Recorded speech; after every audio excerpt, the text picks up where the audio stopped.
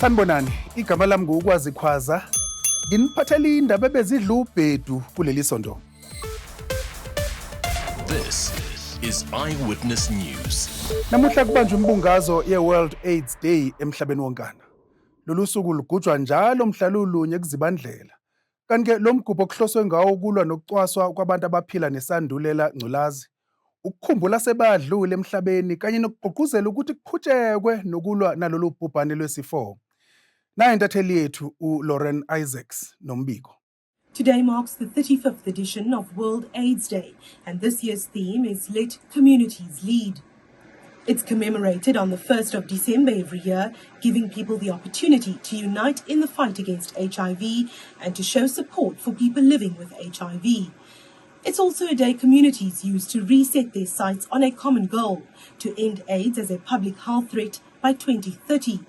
But are we on track to reach this goal? The World Health Organization says despite significant progress, HIV remains a pressing public health issue. It says globally 9.2 million people do not have access to the HIV treatment that they need. Each day, 1,700 lives are lost from HIV-related causes and 3,500 people are infected, with many not knowing their status or having access to treatment. The organization says with less than 7 years to reach this goal, there's still an urgent need for continued funding of HIV programs. The latest data by UNAIDS shows that there are around 39 million people in the world living with HIV. It's estimated that about 8 million of those reside in South Africa. Lauren Isaacs, Eyewitness News. Selenyukelaya kwaba yi-12 inani labavukuzi asebeshonile engozini eyenzeke emayini i-Impala Platinum eRustenburg ngomsombuluko ntambama. Liyaqhubeka uphenyo ngembangela yale ngozi, kodwa ke imbiki ithi kwanqamuka indophu ebambe ikheshe kwehlangala abavukuzi behlele emgodini. La bese liyophahlazeka phansi leli kheshi. Lilayisha abasebenzi abama-96. Inqwaba yabanye abavukuzi abalimala kule ngozi. Behind me is Shaft 11 of Impala Platinum Mines in Rustenburg, where on Monday afternoon, about 11 workers died at a tragic accident here. Now, according to the mine, the cage that was carrying the workers dropped to the bottom of the shaft. The mine is calling this its darkest day ever. However, AMCU, which is the only recognized trade union in this mine, is calling for the mine to be accountable and saying that worker safety needs to be taken very seriously. It is concerning, especially when the accidents are repeatable accidents. As I've said earlier on, that as AMCO, we've made a clarion call of the amendment of Mine Health and Safety Act, that these bosses of this mine must be fully accountable and be punished in terms of the law. But there's nothing is happening. And you can see, if South Africa is sitting at 32% of unemployment, the government will be very lenient to push them very hard in terms of compliance. But I hope and trust that this incident and this inquiry won't be just one of those inquiries that are normally happening after people has died. The Department of Mineral Resources says it is classifying this incident as a disaster since more than 5 people died. Investigations are underway to determine what is the cause of the disaster. Thabiso Koba, Eyewitness News, Rustenburg. Ukuphuma isibhakele ecaleni likaSenzo Meyiwe enkantolo ephakeme yasePitoli ngasekuqaleni kwaleli sonto.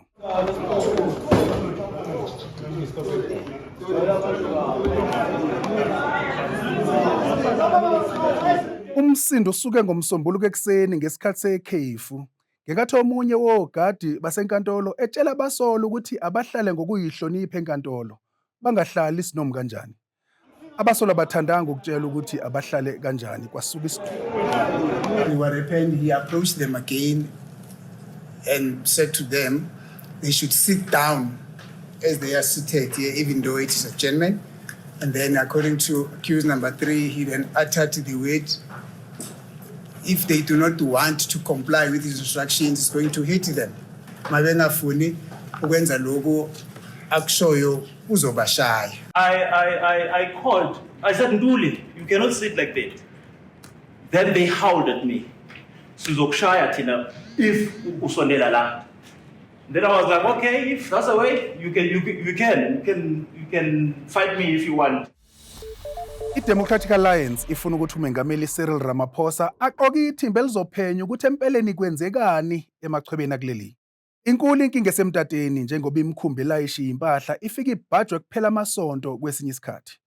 Umholi we-DA uJohn Steenhuisen uke wayihlolela mathupha echwebeni laseThekwini egibela indiza enophephela emhlana. Abalelwa ngaphezulu kwekhulu ley'nkulungwane amakhonteyina alayishiya impahla abhajwe olwandle.